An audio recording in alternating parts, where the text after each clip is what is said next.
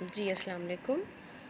I am Tahira Abrar, lecturer visual impairment from Government Training College for the Teachers of Blind, Lahore.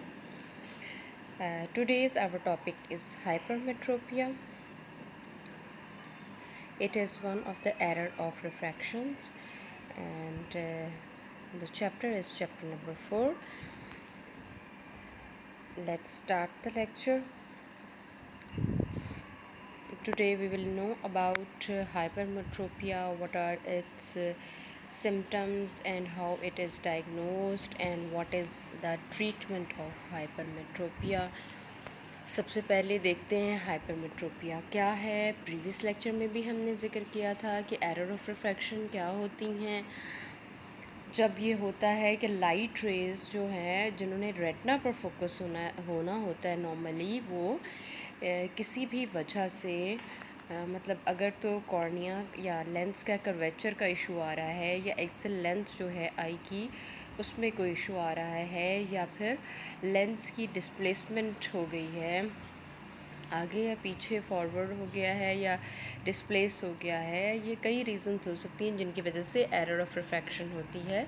या फिर ये हो सकता है कि लाइट रेशो जो है उसमें कोई इशू आ रहा हो। तो ये तमाम चीज़ें जो एरर ऑफ रिफ्रैक्शन का सबब बनती हैं। और हमने ये देखा था प्रीवियस लेक्चर में कि एरर ऑफ रिफ्रैक्शन 4 तरह की हो सकती हैं। मायोपिया है, नियर साइटेडनेस, हाइपरमेट्रोपिया, फार साइटेडनेस, एस्टिग्मेटिज्म है एंड प्रेस बायोपिया है।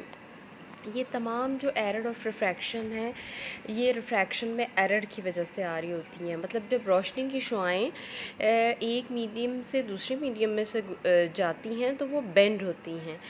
तो होता यह है कि यहाँ पर कोई इशू आ जाता है, एरर आ जाती है, जिसकी वजह से इस तरह के इश्यूज़ होते हैं। या तो करीब की नज़र ख़राब हो जाती है या दूर की नज़र ख़राब हो जाती है। और क्या हो रहा होता है कि या फिर डबल ऑब्जेक्ट्स नज़र आ रहे होते हैं। इस तरह की चीज़ें होती हैं कि करीब और दूर दोनों की नज़र भी ख़राब हो जाती है। तो इस तरह एरर ऑफ रिफ्रैक्शन हो रहे होते हैं। फिर इनका डायग्नोज होता है कहाँ पर प्रॉब्लम है, कहाँ कर्वेचर में कोई इशू है, आई की लेंथ में कोई इशू आ रहा है, या फिर इंडेक्स मतलब जो लाइट रेशो है उसमें कोई इशू आ रहा है, लेंस तो आगे पीछे नहीं हो गया है। इस तरह की तमाम चीज़ें जब डायग्नोज कर ली जाती हैं, रीज़न का पता चल जाता है, तो फिर क्या होता है, फिर इसका ट्रीटमेंट किया जाता है। डिफरेंट जो लेंस हैं, कॉन्वेक्स है, कॉनकेव है, इस तरह से कोशिश की जाती है कि जो कमी बेशी हो गई है, अगर ज़्यादा हो गई है आई की लेंथ या कम हो गई है, कर्वेचर ज़्यादा हो गया है, कम हो गया है, उसको फ्लैट करना है। इस तरह के तमाम इश्यूज़ जो हैं उनको सॉल्व करने की कोशिश की जाती है। हमने देखा था कि मायोपिया में क्या होता है। मायोपिया में नियर साइटेडनेस है मायोपिया, और उसमें क्या होता है, करीब की चीज़ें बेहतर नज़र आ रही होती हैं और दूर की चीज़ें जो है वो ब्लर्ड होती हैं। अब देखते हैं कि हाइपरमेट्रोपिया में क्या होता है। हाइपरमेट्रोपिया में ये होता है, हाइपरमेट्रोपिया जिसको हाइपरोपिया भी कहते हैं, लॉन्ग साइटेडनेस है और फार साइटेडनेस। इसको लॉन्ग साइटेडनेस भी कहते हैं, फार साइटेडनेस भी कहते हैं। As a form of refractive error in which parallel rays of light coming from infinity are focused behind the light sensitive layer of the retina when the eye is at rest। मतलब बाकी सब चीज़ें ठीक है, जब आई at rest होती है तो क्या होता है कि जो रेटना पर फोकस जो लाइट रेज हैं जिन्होंने रेटना पर फोकस होना है, वो रेटना पर फोकस होने की बजाय रेटना के बाद फोकस होती हैं, जिसकी वजह से क्या होता है कि दूर की जो होती है नज़र है वो बेहतर होती है, और इसीलिए इसका नाम लॉन्ग साइटेडनेस रखा गया है, या फिर इसको लॉन्ग साइट या फिर इसको फार साइट भी कहा जाता है। तो इसी तरह से होता है कि जब ये बाद में फ़ोकस होती हैं तो फिर क्या होता है, दूर की जो विज़न है वो बेहतर होती है, दूर की अशिया बेहतर तरीके से नज़र आ रही होती हैं, और करीब की जो काम करना जैसे पढ़ना लिखना, एम्ब्रॉयडरी करना या छोटे छोटे काम जो करीब की नज़र के होते हैं वो मुश्किल हो जाते हैं। अब देखिए कि डॉन्डर्स 1864 में डिस्कस करता है Donders 1864 discusses in his historical review about hypermetropia. Much of the problems was caused by confusion between the effects of presbyopia and hypermetropia on near vision के ज़्यादा issues आते हैं. अब ये देखिए small hypermetropia may be corrected by voluntary accommodations.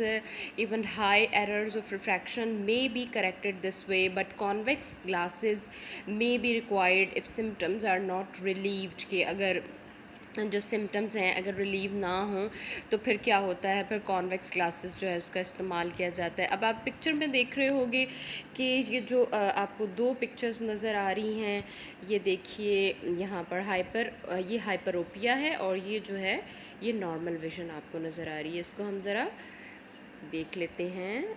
ये देखिए जी, अब ये देखिए ये हाइपरोपिया है. इमेज कहाँ पर बन रहा है, ये देखिए ये इमेज बाद में चला गया. होना तो यहाँ पर चाहिए था ना, ये प्लेस होती है मैक्युला. रेटिना पे यहाँ पर फोकस होना चाहिए, लेकिन होता कहाँ पे है, आई की जो लेंथ है वो शॉर्ट हो गई है. ठीक है, या फिर ये जो लेंस है इसका कर्वेचर में इशू आ गया है, या फिर ये जो कॉर्निया है इसका कर्वेचर का इशू आ गया है. ठीक है, अब क्या हुआ कि लेंथ का इशू हुआ या फिर कर्वेचर का इशू हुआ और फोकस जो है वो रेटिना के बिहाइंड हो गया. नॉर्मली कहाँ होना था, अगर ये जो लेंस है अगर इसका इस्तेमाल ना किया जाता ट्रीटमेंट में, तो फिर क्या होता कि बग़ैर किसी भी ट्रीटमेंट के, बग़ैर किसी भी लेंस के ये यूज़ किए हुए रेटिना पर फोकस होना था नॉर्मल विज़न में. लेकिन हुआ ये कि यहाँ पर इशू आ रहा था, जिसकी वजह से क्या किया गया कि ये लेंस का इस्तेमाल किया गया. इस लेंस के इस्तेमाल करने से क्या हुआ कि नॉर्मल विज़न जो है वो नॉर्मल विज़न होगी. ये जो है ये कॉन्वेक्स लेंस होता है, आमतौर पर हाइपरमेट्रोपिया में इस्तेमाल किया जाता है. आगे हम डिटेल से बात करते हैं, देखते हैं कि असल में होता क्या है, इशू क्या होता है. ये हाइपरमेट्रोपिक आई है. देखिए इसमें क्या हो रहा है कि जो आई की जो लेंथ है वो कम हो रही है, जिसकी वजह से क्या हो रहा है कि जो इमेज है वो पीछे बन रहा है. ठीक है, image is formed behind the retina. ये देखिए ये बिहाइंड द रेटिना इमेज बन चुका है. ठीक है, अब क्या हुआ कि नियर बाय ऑब्जेक्ट है, करीब का ऑब्जेक्ट देख रहे हैं, तो क्या हो रहा है, करीब का ऑब्जेक्ट देखने में पेशेंट जो है उसको मुश्किल पेश आ रही है. Eye lens has large focal length and hence less converging power. अब यहाँ पे क्या हो रहा है कि जो लेंस है उसकी कन्वर्जिंग पावर जो है वो कम हो रही है. अब ये आई जो है, ये वाला जो सारा जो स्ट्रक्चर आपको दिखाया जा रहा है, यहाँ पर आँख हाइपरमेट्रोपिया का शिकार हो चुकी है. In hypermetropia the cornea is flatter. Hypermetropia में क्या होता है, कॉर्निया फ्लैटर हो जाता है और the axial length is too short. Axial length short हो जाती है, कॉर्निया फ्लैट हो जाता है, flatter. Therefore the image do not focus by time they reach to the retina. For clear vision, a hypermetropic eye must accommodate to increase its lenticular power to bring distant objects in focus on retina. This requires contraction of ciliary muscles, and therefore far-sighted is never at rest and work even harder to see near objects clearly. Hypermetropic corrections and positive focusing power to the eye for clear vision. अब होता क्या है hypermetropia में, जब image जो है वो retina के बिहाइंड बन रहा होता है तो फिर क्या इशू आ रहे होते हैं कि जो नियर विजन होती है उसमें डिफेक्ट्स आ रहे होती है. Defects vision with near vision जो है उसमें प्रॉब्लम आ रहे होते हैं. और होता यह है कि आमतौर पर पेशेंट को कन्वर्जेंट स्क्विंट भी हो जाता है. इसकी वजह से क्या होता है कि कन्वर्जेंट स्क्विंट भी हो सकता है पेशेंट को. तो ये सारी चीज़ें हैं जो कि हाइपरमेट्रोपिया में हो रही होती हैं. इमेज बिहाइंड बनने की वजह से जो विज़न है वो करीब की जो नज़र है वो ख़राब हो रही होती है आमतौर पर. और ये भी हो रहा होता है कि कुछ प्रॉब्लम आ रही होती हैं करीब की जो अशिया हैं उनको देखने में। अकोमोडेशन की जब बार बार बात हो रही होती है, हम देखते हैं अकोमोडेशन क्या है। The degree of hypermetropia corrected by accommodative effort is known as facultative hypermetropia. Remaining uncorrected hypermetropia is called absolute hypermetropia. अगर जो हाइपरमेट्रोपिया है उसको करेक्ट ना किया जाए और वो रिमेन बाकी रह जाए तो उसको क्या कहते हैं, एब्सोल्यूट हाइपरमेट्रोपिया कहा जाता है। इसके अलावा एक टोटल हाइपरमेट्रोपिया भी होता है। Total hypermetropia after abolishing voluntary accommodation is known as manifest hypermetropia. अगर टोटल हाइपरमेट्रोपिया हो और एबॉलिश कर दिया जाए अकोमोडेशन, वॉलंटरी अकोमोडेशन को, तो उसको हम कहते हैं manifest hypermetropia.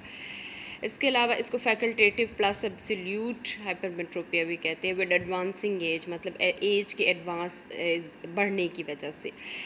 Accommodative efforts can't be sustained and hyperopia becomes absolute till the effort of accommodation fails to correct any hypermetropia। तो होता ये है कि जो अकोमोडेटिव एफ़र्ट्स हैं वो सस्टेन नहीं हो पाती, और क्या होता है कि हाइपरमेट्रोपिया जो है वो एब्सोल्यूट हो जाता है और अकोमोडेटिव एफ़र्ट्स जो हैं वो फेल हो जाते हैं। तो जब अकोमोडेटिव एफ़र्ट्स फेल हो जाएं तो फिर सस्टेन हो जाता है, ये हाइपरोपिया जो है वो एब्सोल्यूट हाइपरमेट्रोपिया कहलाता है। अकोमोडेशन में तो ये होता है ना कि जो लेंस है उसकी पावर है, कॉर्निया की पावर है, दोनों की रिफ्रैक्टिव पावर होती हैं जो कि हम डायोप्टर्स में देखते हैं। तो दोनों की रिफ्रैक्टिव पावर्स में जो हैं वो नॉर्मल चल रही होती हैं, आई की लेंथ जो है वो नॉर्मल चल रही होती है। इसके अलावा क्या होता है कि जो प्यूपल है वो भी अपने हिसाब से डायलेट हो रही होती है या कॉन्ट्रैक्ट हो रही होती है, रोशनी मुनासिब मिकदार में अंदर दाखिल हो रही होती है। तो ये जो अकोमोडेशन होती है इसमें लेंस की और कॉर्निया के रिफ्रैक्टिव पावर, इनका कर्वेचर, और फिर जो प्यूपल है उसका डायलेट होना या फिर कॉन्ट्रैक्ट होना, फिर आई की लेंथ, ये सारी चीज़ें जो हैं वो इसमें हेल्प कर रही होती हैं ताकि जो इमेज है वो जाकर रेटिना पर फोकस हो जाए। Thus the facultative hypermetropia becomes abolished and there remains no different between absolute and manifest metropia. तो फिर क्या होता है कि जब फैकल्टेटिव हाइपरमेट्रोपिया अबॉलिश हो जाता है तो फिर जो एब्सोल्यूट और मैनिफेस्ट है उसमें कोई फ़र्क नहीं रह जाता। Sum of the hypermetrope is corrected by the internet tone of inherent tone of the ciliary muscles. क्या किया जाता है, इनहेरेंट टोन होती है सिलरी मसल्स की, उसके ज़रिए से कोशिश की जाती है कि करेक्ट कर सके। आपको ये भी पता होगा कि जब जो लेंस होता है, जो लेंस की एक एलास्टिसिटी है, लेंस का फ्लैट होना या उसके अंदर जो कर्व का आना है, वो किस तरह से होता है, सिलरी मसल्स की हेल्प से हो रहा था। अगर सिलरी मसल्स जो हैं वो उसको स्ट्रेच करती हैं तो अगर उसको स्ट्रेच कर ले या अगर उसको स्ट्रेच कर ले तो वो क्या होगा, फ्लैट हो जाएगा। अगर वो उसको ढीला छोड़ दे और रिलैक्स हो जाए सिलरी मसल्स तो फिर क्या होगा कि वो उसका कर्व ज़्यादा हो जाएगा। अब लेंस जो है वो डिपेंड कर रहा होता है सिलरी मसल्स पे, उसकी जो ये जो एलास्टिसिटी है अकॉर्डिंग टू द लाइट वो डिपेंड कर रही होती है इस पर। तो अगर ये जो सिलरी मसल्स हैं वो हार्ड हो जाते हैं या उनमें कोई प्रॉब्लम आ जाती है तो फिर क्या होता है कि जो लेंस की एलास्टिसिटी है वो भी मुतासर हो रही होती है। Sum of the hypermetropia is corrected by the inherent tone of ciliary muscles and these is called latent hypermetropia. The degree of latent hypermetropia is high in young persons and becomes less with the advancing age. तो young persons में जो hypermetropia है उसकी degree ज़्यादा होती है, जबकि advancing age के साथ साथ ये कम होता जाता है। complete cycloplegia, paralysis of accommodation can abolish latent hypermetropia। कि latent hypermetropia में इसको abolish किया जा सकता है, ख़त्म किया जा सकता है अकोमोडेशन के पैरालिसिस को। The refractive error estimated under complete cycloplegia is called total hypermetropia. जो रिफ्रैक्टिव एरर्स हैं जो जिनमें इन साइक्लोप्लीजिया होता है, पैरालिसिस ऑफ अकोमोडेशन हो जाता है, उनको आमतौर पर हम कहते हैं कि टोटल हाइपरमेट्रोपिया या फिर मैनिफेस्ट प्लस लेटेंट हाइपरमेट्रोपिया हो चुका है। जी आगे हम बात करते हैं सिम्टम्स की। सिम्टम्स आमतौर पर क्या होती हैं? The symptoms vary depending upon the age of the patient and the severity of the refractive error. Patient may be asymptomatic हो सकता है कि उसको कोई सिम्टम्स ना हो, लेकिन सिम्टम हो भी सकती हैं। Small amount of refractive error in young patients is usually corrected bye mild accommodative effort without producing any symptoms. हो सकता है कि कोई सिम्टम्स ना भी हों, स्क्विंट भी हो सकता है, कन्वर्जेंट स्क्विंट हो सकता है, और हो सकता है कि पेशेंट करीब की जो चीज़ें हैं उनको देखने के लिए ज़्यादा कोशिश करे, उसको हेडेक हो सकता है, वाटरिंग हो सकती है। इसके अलावा माइल्ड फोटोफोबिया भी हो सकता है, टायर्डनेस ऑफ आइज़ है, फ्रंटल हेडेक हो सकता है उसको। तो ये सारी चीज़ें जो हैं ये इसके सिम्टम्स में आती हैं। नियर वर्क के लिए इशू आ सकते हैं, इंक्रीज टूवर्ड्स। आमतौर पर क्या होता है कि इवनिंग में ये इस तरह के इश्यूज़ आते हैं। अच्छा जी, डिफेक्टिव विजन हो सकती है और अकोमोडेटिव एफर्ट्स फेल हो जाती हैं। और क्या होता है कि आमतौर पर यही जो सिम्टम्स टायर्डनेस है, फ्रंटल हेडेक है, वाटरिंग है, आंखों से पानी बहना शुरू हो जाता है, और फोटोफोबिया मतलब रोशनी से डर लगता है, खौफ आता है रोशनी से। इस तरह की चीज़ें जो हैं इस सिम्टम्स जो हैं वो हो सकती हैं। अगर हम साइंस में देखें तो साइंस जो है ऐसे लगता है जैसे आई का जो बॉल है वो बड़ा हो गया है। साइज़ ऑफ आई बॉल में मायोपिया में बड़ा हो जाता है और हाइपरमेट्रोपिया में स्मॉल हो जाता है। कॉर्नियल डायमीटर जो है वो स्मॉलर होता है नॉर्मल से।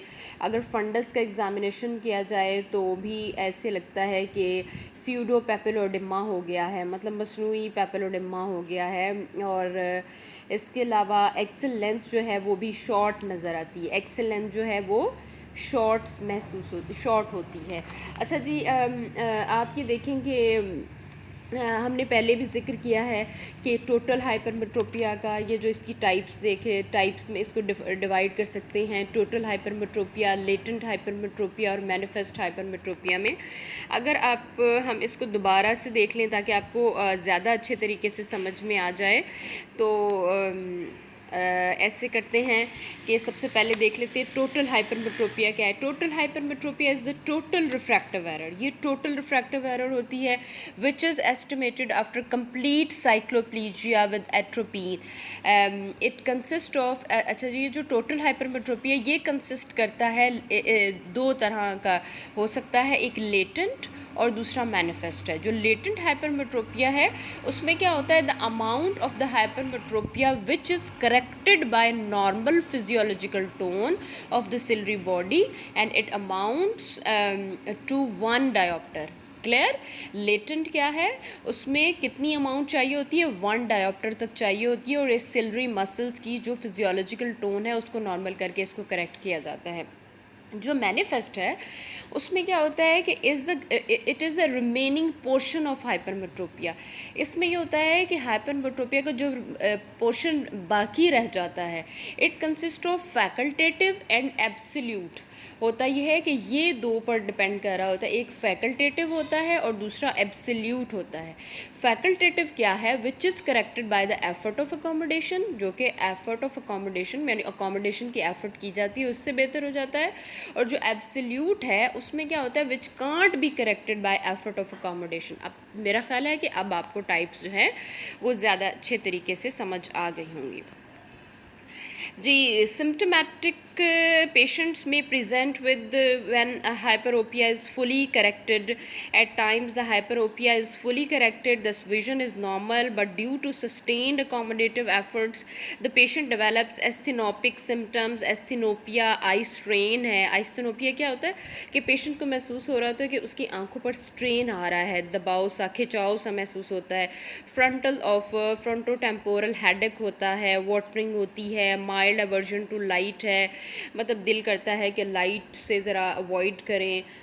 When hypermetropia is not fully corrected, when hypermetropia is not fully corrected by the voluntary accommodation efforts, then the patient complains of refractive vision more for near than distance. अगर इसको correct नहीं किया जाता, accommodative efforts नहीं हो बेहतर की जाती, करेक्ट नहीं की जाती, तो पेशेंट को दोनों तरह की कंप्लेंट आना शुरू हो जाती हैं. Due to sustained accommodation efforts, patient present with asthenosopia, diffractive vision more for near. अब क्या हो रहा है कि उसको नेयर की भी प्रॉब्लम आ रही है और फार की भी. When hypermetropia is high, hypermetropia अगर हाई हो जाता है तो क्या होता है. When hypermetropia is high, when hypermetropia is high more than 4 diopters, the patient usually do not accommodate and they suffer with marked defective vision for both near and distance. अगर ये हाई हो जाए, 4 diopters तक चला जाता है या उससे हाई हो जाता है, तो क्या होता है कि होता ये है कि फिर पेशेंट जो है उसको दूर और करीब दोनों की जो विज़न है उसमें प्रॉब्लम आना शुरू हो जाती है. When there is more of absolute hypermetropia, with aging the eye move from latent and facultative hypermetropia to greater degree of absolute hypermetropia. तो फिर ये greater degree of absolute hypermetropia की तरफ जाना शुरू हो जाता है. blurring of vision है at a younger age than in emetrops, कि जो यंगर एज में ही ब्लरिंग ऑफ विजन शुरू हो जाती है. When there is spasm of accommodation, अगर अकोमोडेशन में स्पैज़म आ जाए, स्पैज़म ऑफ अकोमोडेशन में इंड्यूस स्यूडोमायोपिया, तो क्या होता है कि मसनूई मायोपिया हो जाता है. स्यूडो कहते हैं मसनूई को, स्यूडोमायोपिया हो जाता है. It may be detected by cycloplegic refraction. तो साइक्लोप्लीजिक रिफ्रैक्शन मतलब आई स्ट्रेन जो है उससे वो रिफ्रैक्शन जो होती है उससे इसको डिटेक्ट किया जाता है. It presents as intermittent sudden blurring of vision. होता ये है कि पेशेंट को इंटरमिटेंट ब्लरिंग ऑफ विजन हो रही होती है, वक्फे वक्फे से जो है ब्लरिंग ऑफ विजन हो रही होती है. इन जनरल चाइल्ड में also present with lid disease, या उसको लिड डिजीज़ भी इसके साथ एसोसिएट होती है, लाइक ब्रेफराइटिस है, स्टाई है, क्लेजियन है, कन्वर्जेंट स्क्विंट है, ब्लायोपिया है. ये सारी डिजीज़ जो हैं ये हो सकती हैं. कॉजेज़ क्या हो सकती हैं हाइपरमेट्रोपिया की? May be axial hypermetropia. Axial hypermetropia is the commonest type. The total refractive power of the eye is normal but there is axial shortening of the eyeball. पहले भी जिक्र कर चुके हैं कि axial length जो है आई की वो जो है वो कम हो जाती है, शॉर्ट हो जाती है. About 1 mm shortening of the anterior posterior length of the eye results in about 3 diopters of hypermetropia.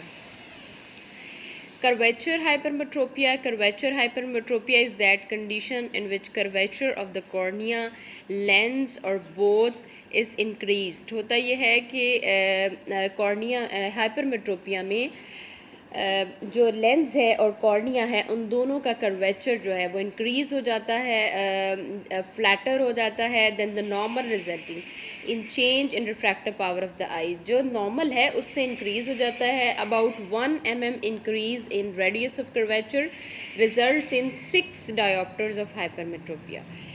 Index hypermetropia. Index hypermetropia occurs due to change in the refractive index of the crystalline lens with age. होता ये कि as के साथ साथ जो crystalline lens होता है उसका रिफ्रैक्टिव इंडेक्स जो है उसमें इश्यूज़ आना शुरू हो जाते हैं. वक्त के साथ साथ क्या होता है कि लेंस जो है वो हार्डर हो जाता है. इसमें जो फाइबर्स होती हैं वो इसके सेंटर में जाना शुरू, ओल्ड फाइबर्स जो है वो सेंटर में जाना शुरू हो जाते हैं, जिसकी वजह से लेंस बढ़ती उम्र के साथ हार्ड होना शुरू हो जाता है, जिसकी वजह से उसकी इलास्टिसिटी कम होना शुरू हो जाती है, वो हार्ड हो जाता है और दूर और नज़दीक की चीज़ों को फोकस करने में उसको इश्यूज़ आ रहे होते हैं. अब हम बात करते हैं पोजिशनल हाइपरमेट्रोपिया कि positional hypermetropia results from posteriorly placed crystalline lens of the I, absence of crystalline lens. ये भी एक रीज़न हो सकती है कि एक तो हाइपरमेट्रोपिया रिज़ल्ट हो सकता है, एज अ रिज़ल्ट हो सकता है कि लेंस की जो पोजीशन है वो चेंज हो जाए और पीछे की तरफ को चला जाए, फॉरवर्ड डिस्प्लेसमेंट, या फिर पीछे की तरफ को जा सकता है। इसके अलावा क्रिस्टलाइन लेंस की एब्सेंस जो है वो भी इसकी बड़ी वजह होती है। Absence of the crystalline lens either congenital absence और एक्वायर्ड। चाहे तो ये लेंस की जो एब्सेंस है ये कॉन्जेनिटल भी हो सकती है, मतलब पैदाइशी लेंस मौजूद नहीं होता या एब्सेंट हो जाता है, ड्रॉप हो जाता है विट्रस में, या फिर ये होता है कि ये किसी भी एक्सीडेंट की वजह से, किसी सर्जरी की वजह से एक्वस जो विट्रस बॉडी है उसमें ड्रॉप हो जाता है, अपनी जगह से रिमूव कर दिया जाता है या फिर ड्रॉप हो जाता है। अफेकिया की जो कंडीशन है उसमें भी लेंस की डिस्प्लेसमेंट हो जाती है, पोस्टीरियर डिस्प्लेसमेंट होती है, जिसकी वजह से, जिसकी एक बड़ी और मेन वजह जो है वो हाइपरमेट्रोपिया बनता है। देयर इज़ हाई हाइपरमेट्रोपिया इन अफेकिया। अगर अफेकिया हो, लेंस की डिस्प्लेसमेंट हो जाए, रिमूवल ऑफ द लेंस हो जाए तो फिर क्या होता है, हाइपरमेट्रोपिया। इस हाइपरमेट्रोपिया जो है पेशेंट को हो सकता है। It may also be functional as in seen in presbyopia or may be induced by cycloplegic drugs. Clinic types of hypermetropia अगर हम देखें तो क्लिनिकल टाइप्स अगर हम देखें इसकी, सिंपल हाइपरमेट्रोपिया है, पैथोलॉजिकल हाइपरमेट्रोपिया है, और सेनाइल और एक्वायर्ड हाइपरमेट्रोपिया है, कर्वेचर हाइपरमेट्रोपिया है, इंडेक्स हाइपरमेट्रोपिया है, पोजिशनल हाइपरमेट्रोपिया है, अफेकिक हाइपरमेट्रोपिया है, और इसके अलावा कंजक्टिव है और फंक्शनल है। जी, अगर हम इन टाइप्स को थोड़ा थोड़ा देखते जाएं, क्योंकि हम पहले भी इनकी टाइप्स पे बात कर चुके हैं, क्लिनिकली अगर हम मज़ीद टाइप्स को देख लें तो सिंपल हाइपरमेट्रोपिया जो हाइपरमेट्रोपिया उसमें क्या होता है, simple hypermetropia is commonest type, ये सबसे कॉमन है, और इसमें एक्सल और कर्वेचर जो है वो इंक्लूड होते हैं। It includes axial and curvature hypermetropia due to biological variations in the development of the eye. होता यह है कि आँख की जो डेवलपमेंट है उसमें कोई इशू आता है और जो कर्वेचर और एक्सल है उसका प्रॉब्लम हो जाता है, जिसकी वजह से पेशेंट को हाइपरमेट्रोपिया, और ये आमतौर पर इनहेरिटेंस में होता है। दूसरा है पैथोलॉजिकल। पैथोलॉजिकल क्या है, pathological type is due to congenital और एक्वायर्ड। ये दोनों तरह से हो सकता है। कॉन्जेनिटल मतलब पैदाइशी भी ऐसा हो सकता है, डेवलपमेंटल इशू भी हो सकते हैं, और एक्वायर्ड भी हो सकता है due to any disease, any surgery, any accident, कुछ भी हो सकता है, किसी सर्जरी की वजह से, सर्जरी के आफ्टर जो रिजल्ट्स हैं उसकी वजह से भी ऐसा हो सकता है। Outside the normal biological variation of development है कि डेवलपमेंट भी हो सकती है और डेवलपमेंट इशू भी हो सकते हैं, और फिर ये किसी और वजह से भी हो सकता है। इट मे बी सेनाइल और acquired hypermetropia. It occurs in old age, आमतौर पर ओल्ड एज में होता है। कर्वेचर हाइपरमेट्रोपिया भी एक दूसरी टाइप है। There is decreased curvature of the outer lens fibres with ageing. होता ये है कि जो लेंस है उसका कर्वेचर है वो डिक्रीज़ हो जाता है, उसका कर्वेचर जो कर्व है वो डिक्रीज़ हो जाता है, वो फ्लैट हो जाता है। क्योंकि हम पहले भी जिक्र कर चुके हैं कि होता ये है कि जैसे जैसे एज बढ़ती है तो जो लेंस के फाइबर्स होते हैं वो लेंस के सेंटर में जाना शुरू हो जाते हैं, जिसकी वजह से क्या होता है कि लेंस हार्ड होना शुरू हो जाता है और उसकी इलास्टिसिटी में इशू आना शुरू हो जाते हैं, और लेंस जो है वो कर्वेचर जो उसका है वो कम हो जाता है, डिक्रीज़ हो जाता है, और वो फ्लैट होना शुरू हो जाता है। इंडेक्स हाइपरमेट्रोपिया में क्या होता है, it is due to acquired sclerosis of the cortex. Cortex जो है, एक तो न्यूक्लियस होता है लेंस के अंदर, और दूसरे इसके कॉर्टेक्स होता है जो इसके पेरिफ्री में है, आउटर पार्ट जो होता है लेंस का। अब होता ये कि कॉर्टेक्स में इशू आ जाता है। It is due to the acquired sclerosis of the cortex, outer part of the crystalline lens. In young age, refraction of the cortex is less than nucleus, यानी जो न्यूक्लियस है उससे कॉर्टेक्स की refraction कम हो जाती है, तो उसको हम कहते हैं index hypermetropia. Differentiation diminishes and the lens becomes more homogeneous with reduced converging power. और क्या होता है कि लेंस की जो कन्वर्जिंग पावर है वो रिड्यूस हो जाती है। Positional hypermetropia, it may occur due to posterior subluxation, partial dislocation of the lens, होता यह है कि जो लेंस है उसकी पार्शियल डिसलोकेशन हो जाती है और फिर उसमें भी एरर ऑफ रिफ्रैक्शन है, हाइपरमेट्रोपिया का सबब बनता है ये। ज़ाहिर है कि लेंस जो है अपनी जगह से हट जाएगा तो फिर इसी तरह के इश्यूज आएंगे। फिर aphakic hypermetropia, aphakia is the displacement of the lens from its normal pupillary position in the eye. It may be congenital or acquired condition. The eye congenital or acquired condition. The eye is hypermetrop with marked defective vision for near and distance. On an average, there is need of 10 और 11 dioptres lens for correction, मतलब lens की correction के लिए 10 या 11 dioptres की ज़रूरत पड़ती है अफेक्टिक, क्योंकि ज़ाहिर है कि लेंस नहीं होता, लेंस रिमूव हो जाता है या डिस्प्लेस हो जाता है। इसके बाद जो इसकी टाइप है वो कंजेक्टिव हाइपरमेट्रोपिया है।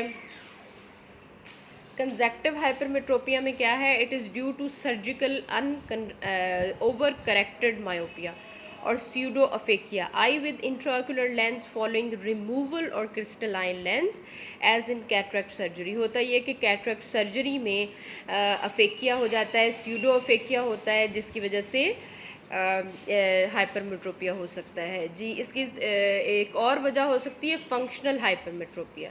It results from paralysis of accommodation. होता यह है कि अकोमोडेशन पे पैरालिसिस हो जाता है, as is seen in patients with third intracranial nerve palsy।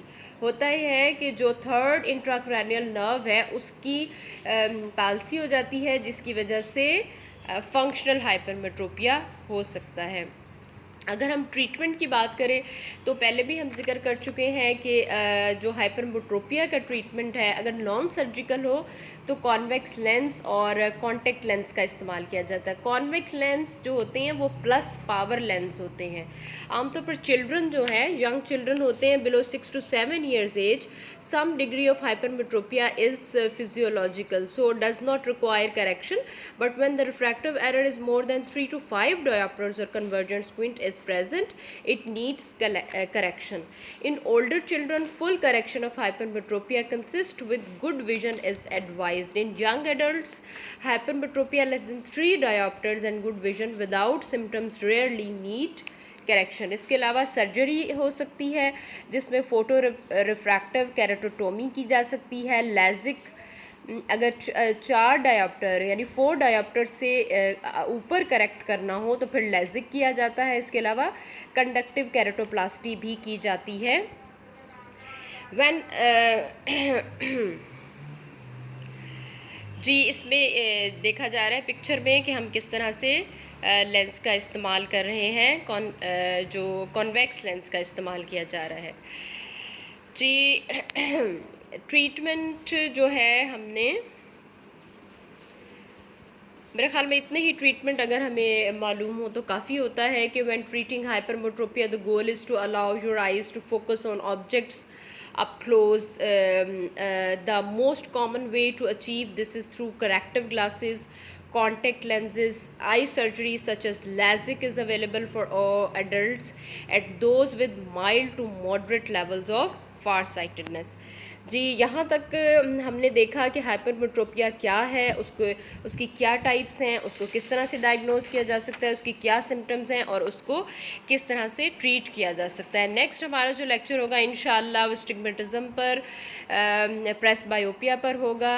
उस वक्त तक के लिए इजाज़त दीजिए, इंशाअल्लाह कल मिलेंगे। अल्लाह हाफ़िज़, शुक्रिया।